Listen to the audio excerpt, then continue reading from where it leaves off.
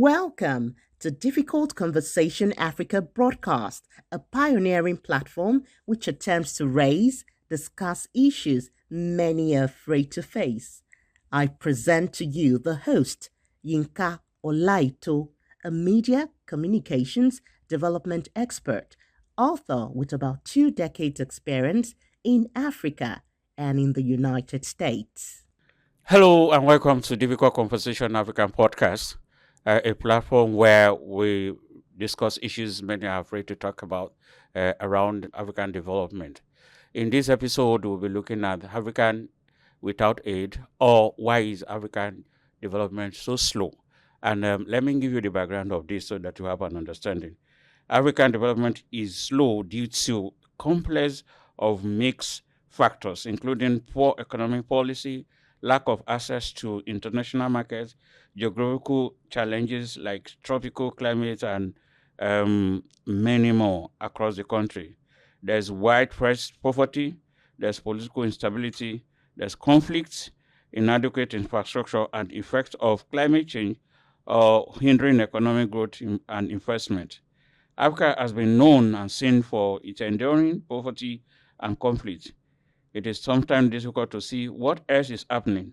The narrative often portrays Africa as passive recipient of aid, neglecting their capacity for innovation and leadership. Now that aid is almost gone, especially from the USA, and the current discussion among the EU community is pointing towards that direction too. The question is, what should Africa be doing, or what should it not be doing? How should African prepare for this in case it become real? And today I have a very good expert who is well knowledgeable around this area, a leadership for communication, a communication for leadership expert who had been around for almost 40 years within the development sector. He once served as director of UNAID. He once served as a regional director for United Nations Population Fund African region. I mean, when it was the whole sub-Saharan African. And he had a lot of things to share with us, and I'm impressed to have him. I met him first in 2020 in South Africa when he was there. Welcome, Mr. Bunmi, Makinwa. Thank you very much. 2020 was only 5 years ago. Oh, 2010. I 2010, think, sorry, yes. 2010. 2010, that was 2010. We met first time, Yes. and I've been following his professional performances. He have been so impressive, and it's somebody that I have come to enjoy time with him. So we go straight, sir, to the first question. African without aid. As aid receiver, has African performed better, or has the full implication of such aid be properly communicated? Very good question, Yinka. Has Africa performed better with aid? This is a question that one cannot give a yes or no answer to. Okay. Why? First of all, Africa has been receiving aid forever. So when I say forever, I mean since so many years, Yes. decades. So if aid did not come to African countries, would they have performed better? We wouldn't know. That's true, because there's no comparison. No comparison, you get it. There's no way to measure how it would have been without. It's like saying, what if I was not the father of this child? Would the child have become a better child? That's true. It's difficult to compare. So it's a difficult, but at least let's assess. But what we can say, Yinka, for Yes, sure, is that aid, when you look at where Africa is today, we have 56 countries in Africa. Yeah. Hardly can you pick 6 out of that 56 that are doing well. Mm. If you cannot take 6 out of 56 that are doing well, the conclusion for me, therefore, is that Africa has not done well At all. with aid. And of course, maybe without aid, we wouldn't know. But with aid, Africa has not done well. Now, has aid contributed to Africa not doing well? I think the answer to that is controversial. There are many people who have said aid has pulled Africa down because it has made people to become, and made their leaders to become blind to using their own resources to develop their own country. Maximizing the potentials of the people of the continent. We are probably the richest continent in the whole world. Yet we are the poorest. Isn't that frightening? That's true. That's where we are. So if we say that, we also know that peradventure the aid come to an end. We are just insinuating, but there are handwriting on the wall. Aid also is a mutual benefit, is something that is mutually beneficial. What would be the implication of, because they use those aid to actually influence policies and to build their brand? You What? see, aid, you're right. Aid is mutually beneficial. Yeah. In fact, there's very, very little aid in the world. If you're talking about international aid, there's very little of it that is Free gratis. That just comes and it says you can do anything you want with it. No. You see, we have two major categories of aid. There's bilateral aid, which is country to country, is by two. Yeah. You see, country A gives aid to country B. So we say country A is a donor country. And country B is a recipient country. Okay.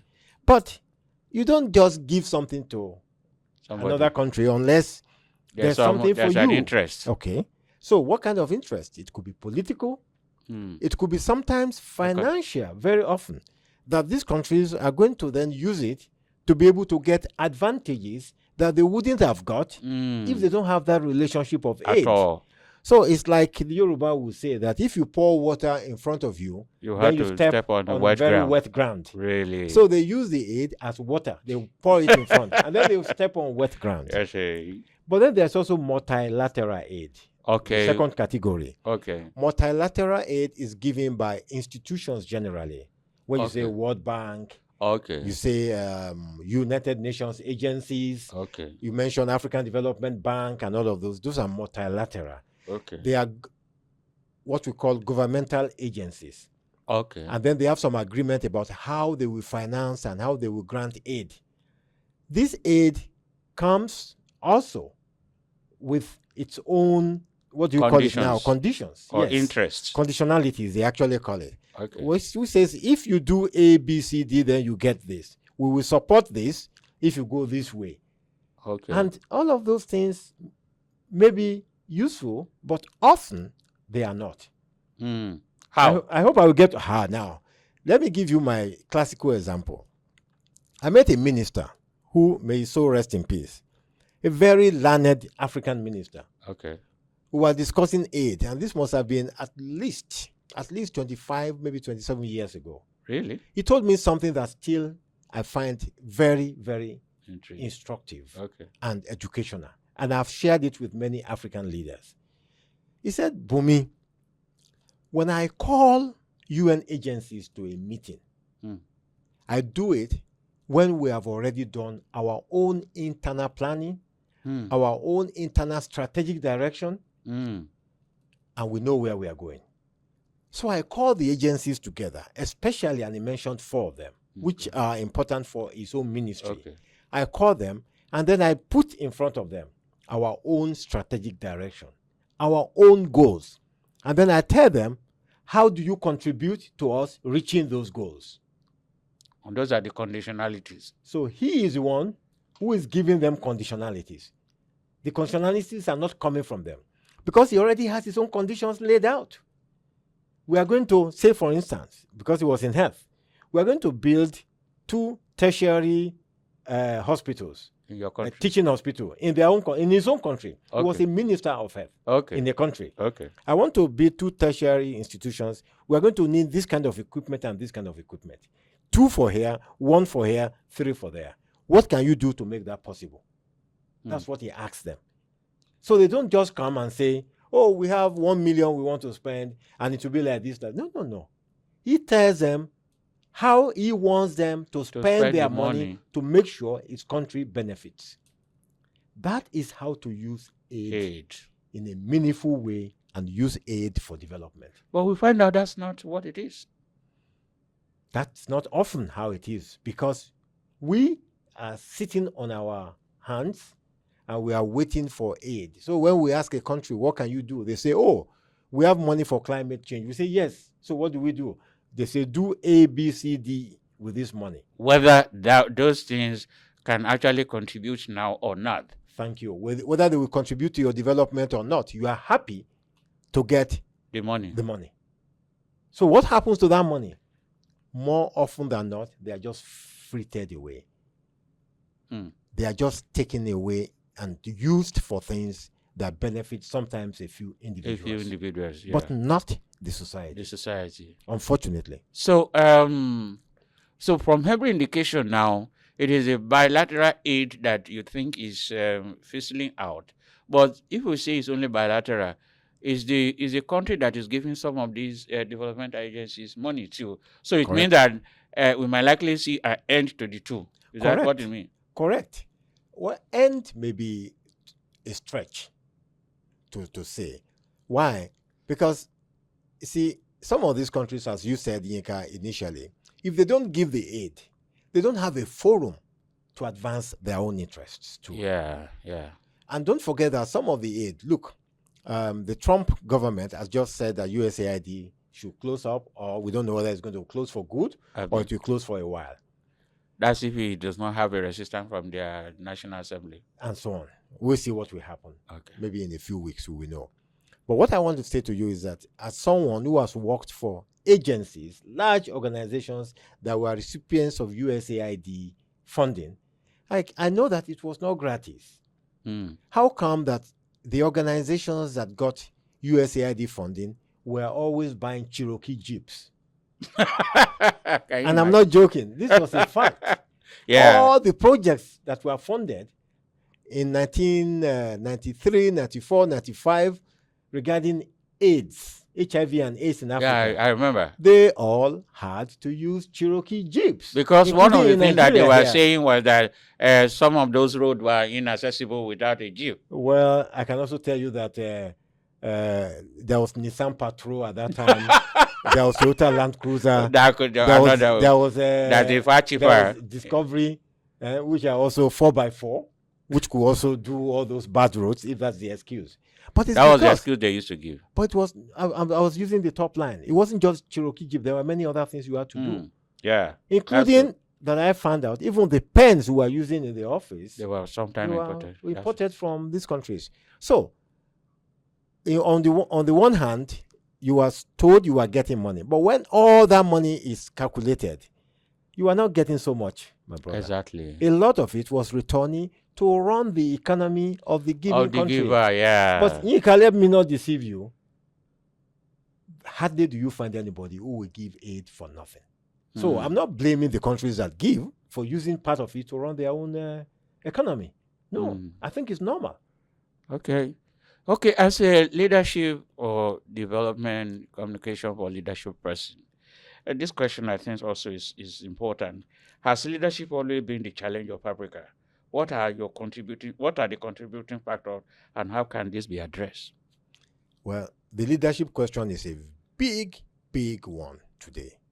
Because when you trace the problems that we are facing, either socio-economic, political problems, you almost invariably come to see that the leadership role is actually the one fomenting the problem, or the one that is actually the biggest contributor to the problem. Why? In these few countries that are today, that are making it in Africa, so to say, that stand out as, you can say, developing in a way that you can feel a bit more comfortable. When you try to identify what is it that they have, is it gold? Is it petrol? Is it more population? Is it more? No, more anything. Why? It is a certain kind of leadership that drive those that's driving that development. Invariably. That leadership that promotes maybe economic development, or it promotes a kind of atmosphere where people feel that there's security, or it promotes an atmosphere where people are able to perform to the best of their abilities. Why? The leadership is the key. And then when you look at the countries that are going down too, leadership may be part of leadership is a very important and it's a significant part of the problem. So the leadership question in Africa needs to be resolved. How do we do that? Well, I think No, Africa, because you are a leadership communication an expert, leadership for development expert. Our listener will want to know what are your views about it. How can we resolve it? let me offer two ideas. Okay. And let's use a country that we are in right now and that Okay. we know maybe best as of today. Okay. How do you improve leadership role in Nigeria, or quality of leadership? Better quality of leadership. When we say leadership, honestly, and to be frank, the most important is political leadership. You can have a country with Aliko Dangote or Jimovia, who are leaders in the banking industry or in the commercial industry and so on, but they are not as important as President Tinubu or Vice President Shetima or even ministers. Okay. And their voice may not even be heard. That's true. Okay, so let's concentrate. Political leadership. Okay. Now, one idea. How do we choose political leaders in Nigeria? The most important factor today that can make you a leader in Nigeria is your financial strength. Thank you. Is that the way you choose a leader? He who has billions can become a senator, a governor, or even a president. Is that how you get the best person?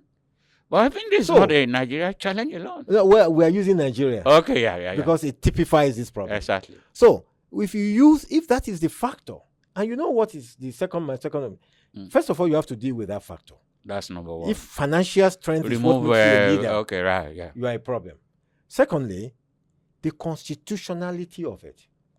The Constitution makes it possible for you to use for financial strength to actually do whatever you want to do. So we have a problem. So there's a problem with institution. So in situ, that is in our Constitution, the criteria that has to be fulfilled to be able to become a leader, a political leader in Nigeria, they are wrong.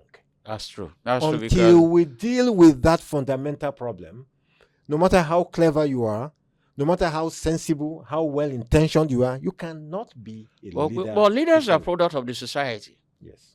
Our society too, how is it contributing to that? You see, leaders don't jump from heaven. They are product. They grew out of the society. Because I'm looking at our National Assembly. They've not changed the qualification of a president from a school certificate or whatever, and it was deliberate, just to favor certain classes. Yes. So the question is, they are product of the society. What do we do? I just need you to help our listener to understand, because you're a leadership person and leadership for development coach and all that. Thank you, Onyeka. What do we do as a society? I mean, give an example. A person was found to have stolen more than 3/4 of the wealth of a state as a governor. And then they put that governor in prison. The moment the governor comes out, he's met on the road by crowd, thousands, maybe even 1 million people, to say our hero has come back. But I think we are being deceived. I don't think those people who are on the streets are deceived too. What we are seeing is a product of hunger, it's a product of lack of well-being. People do not have. And it goes back to my fundamental question of money. If today, Nika, you take 400,000 naira and you go on the street and say people should follow you, and you give everybody 10,000. 10,000 is even too much. Oh, really? Okay. You will have a crowd who will say that Nika is the best person in the world. Whether I've even slapped their face. When they leave that place, if you go back to them and say, "Well, this Nika man, is he really the best?" They say, "What do I care? Look at my money. Come on, I got my 5,000 or 10,000." That's true. So we are being deceived. We don't even know what our people think. We don't. The people we see on the street who are jumping, who are voting, they are not voting because they choose leaders. They are voting because they are hungry. They need something to satisfy their immediate need. It is not what we don't know our society. Quite frankly, I was talking with somebody in one of the states recently, and we were talking about a few people who want to contest for the governor. And I said, I heard this one is not contest. He said, why will he not contest? Let everybody contest. It will make the money to flow. So for him, it is not about the contest. It's about having more people to spread the money. So as long as People can spread the money whether you have character or not. It's not important. Anyway, well, I think. You can let me tell you this quick one. About 10 years ago, I spoke to in a mechanic workshop where I usually went. I asked them, why is it that you people are putting all these posters of political parties when you know that these people never serve you? They say, look, all these posters we put, they give us some money for it. Also, when we vote, we get some money. I said, you get that money at that time, but you get nothing for 4 years after. They said, whether we get something now or we don't get, we never get anything for 4 years. So let us get what we can now. Yeah, it's as bad as that. Another question that comes to mind is, Africa has quite a lot of African-led initiatives that can or are addressing challenges and driving progress. Why has there not been massive development? We have quite a young enterprising who have initiative that can really change the society. We do. No question about that. I mean, look at it. What I tell people is, look at a young African who is nobody in his own country, walking the street looking for Okada to get home, begging somebody to give him a job, or even young women who have turned into prostitutes just looking for a job. The same person, if you take them to another environment, maybe a developed country, even if you make them an office clerk, they certainly now become dignified. The same person who looks like nobody, who has nothing, just working, because why? Whatever he or she is earning, she can live on it, even if you're an office clerk. Whereas you can be a bank manager in many African countries, and you cannot even survive on your wage, on your salary. You see, we pay salaries that have no meaning to people. We give lack of quality of life to many people.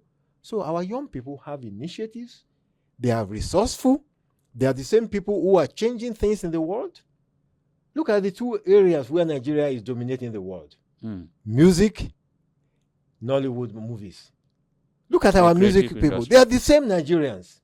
Exactly. And you have the same Nigerians in engineering. You have the same kind of Nigerians in construction industry. In anything, if they have the opportunity to grow. So we can change the world. We can change our countries. It comes back again to what? Political leadership. Leadership. The systems are not there. You cannot go to a bank and borrow money and say you have an idea. You cannot. No matter how clever you are. You can't. In most cases. You are 25, you are 27, you say, I have an idea, I can do this and this. In some countries, they give you that money, and even if you don't, your idea does not sell. Go and ask Zuckerberg how many times, go and ask Bill Gates, how many times they failed before they succeeded. You don't just try one thing one time and then, you have made it. You try many times and fail many times, and it may take 50 times, and then you break off with something that nobody has ever done. That's how it works. You have to actually affirm what you say. During COVID, I know someone from who live in London, the government was giving money to start something. Including my own daughter in the US, was getting checks. Imagine. At home. So, during COVID. To do something with their life and all that. And in fact, they are even giving them, they're encouraging them to come and take. I know somebody who take they give him like 40,000 pounds and all that. I must say, here, you've not even resolved the issue of food. You are a barber shop during COVID. You can't open your barber shop. You get support so that you don't become a thief or you don't totally forget your trade. Your skill. So after the 1 year of COVID or whatever, you go back because you have survived. You open your barber shop and you start your business again. But there was nothing like that. In fact, the COVID that we should even distribute, it has to be, most of those things have to be looted. For the palliatives or whatever you call them. So how can Africans develop their own solution? How? Well, some of what we have said are the ways. We have to revisit our constitutions in many African countries. The political arena needs to be peopled with people who are really committed to How do we get to that? We've been saying that for years. Unfortunately, people who are saying it, I mean, you are asking them to commit suicide. They are the people who are benefiting from it. That's true. That's why some people are getting so angry, they're asking for a revolution now. Some people are getting so angry, they make a mistake. It's a big mistake. And they say, oh, maybe the military should take over. That's a big mistake. It's not going to get better. But it's frustration. Because they are frustrated, they think that is a path to go. Those of us who know what the military can do know that political leadership is not a military role. It is not. In fact, military has failed so much that it has misled many countries. Really? So we should not miss our way by thinking that is the way out. But we need to revisit fundamentally what is the political trajectory that will take people to leadership. To where we're going. All right. To leadership. It The is process not the right way. of that we producing have. leadership. Correct. Yeah. I think that the process is also important. Technology development in Africa. Why the slow pace, and how can Africa drive progress through technology? Well, in fact, that's probably one of the areas where you are seeing growth in Africa, in technology. So many Africans have smartphones, young and old, and they are using them. Traders, barbers, cement sellers, sand people, if you can't meet them there, you see their phone number written with whatever, with charcoal. That's true. And you can call them. Technology is helping Africa. Technology is also helping our social growth. Many of our dictators and people who abuse their authorities, they have reduced it because of the power of technology. Yeah, that's true. They are exposed and it goes around quickly, and people say, how can this happen? And they start shouting against them. And then they apologize, or they find a way not to repeat such things. Okay. So I think technology has been useful, not to mention the fact that many of our people in Africa, the young ones especially, have come up with innovations in technology. Yeah, they have come up with innovations that have yielded results. Yeah, the World Bank once published a book, Yes, Africa We Can. African Development Bank followed this up with Africa in 50 years' time, the road to inclusive growth. That was 2011. Most of this content pointed to channels that can lead to African greatness. What are the contending issues? Well, we have been hearing of the reinvention of Africa ever since independence of many countries. That, Africa is going to, now is the time for Africa. Now is the decade of Africa. There have been so many decades.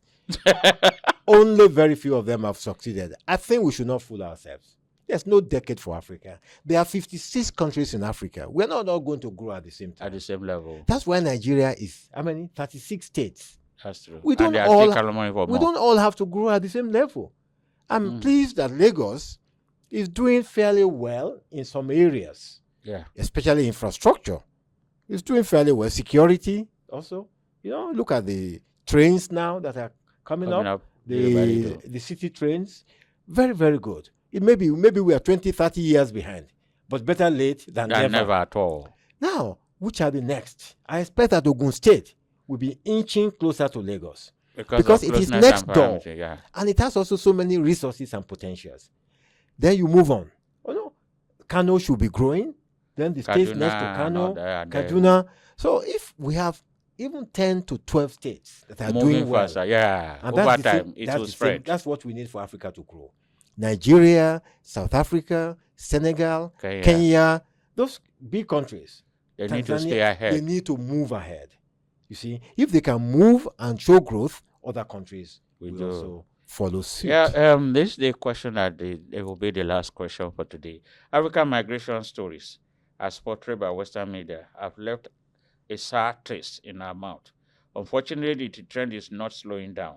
What will you consider as some of the driving factors, and how can African leaders help in reshaping this narrative? Some of the things we have discussed is around the border list. Yeah.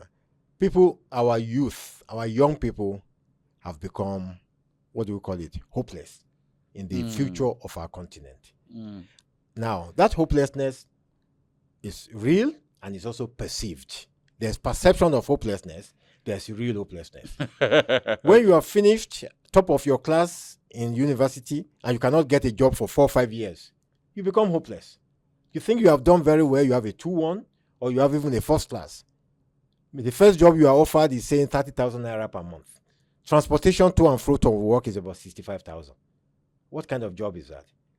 If that is the situation, you become hopeless. So there's real hopelessness. You are a young woman, you are looking for a job, and you think you know you can do it, and you have proved yourself, and everybody says, unless you sleep with me, I will not hire you. After 3, 4, and they even dump you, you become hopeless. So our youth then look at, if I can get out of this country and go anywhere else, life will be better. Hoping that place is safe. Whether it is true or not, they just become hopeless. So that's real hopelessness that takes you into a delusion of hope that may not be real hope. That's true. So you perceive that everything somewhere else is better than what you have, until you get there, and sometimes it's even worse. Look at those who ended up in Libya. Look at what happened to our people, our young people. Bad. Look at the ones on the Mediterranean, how they die. Look at some crossing deserts, Africans, walking through deserts and dying. They only find their bones. You see? So we have to deal with both. We have to deal with the hopelessness by making sure that we start creating a way that makes young people have a future. To begin to have hope. It's not only jobs. We're talking about entrepreneurship. How do we support people who have ideas? People who want to be hardworking, who want to do farming, who want to start their own business. Are there small grants that can be given to them to help them to start? Are there materials that you can provide? Free office space, for instance, for some people when they need one? Then we have to deal with perceived hope that has generated, where they think that the other side is the best, and where they have given up on their own, because there's a lot that can be done here. So how do you do it? Education, information, constant communication, and letting our people know that we have a lot within. All right, Mr. Makinwa, it's really an exciting time listening to you and sharing these insights. To our listener, I'm sure that we're bringing him back again as soon as we can, because I know he's busy. He travels around the world now. He's retired, but he's not retired in the real sense of it. He's still doing some businesses here and there as a personal adventure thing. But I think that what we need to know is that let's assume the hate actually stops. All of us will lose. The givers will lose, and the receivers also may also lose. But more importantly, I think that African, and particularly African leaders, need to begin to think ahead of what do we do? How do we develop our own potential? They should become real leaders indeed. One of the things that has come out also is that our political environment is still somehow and can't really be slowing down the process. We need the constitutional review and all that. I just want to say thank you for listening today and see you next time. Thank you. Thank you. Thank you.